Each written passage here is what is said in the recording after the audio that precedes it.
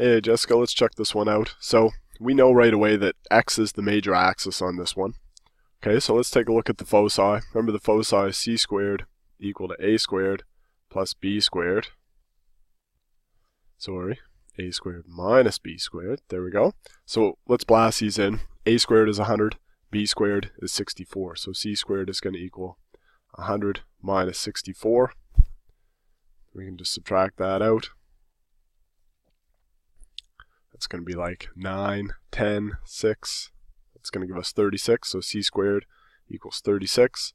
Therefore, c, square rooting both sides, equals plus and minus 6. Okay, so there's our foci location. And keep in mind that this is not centered at the origin. This is centered at the point 10 and 6.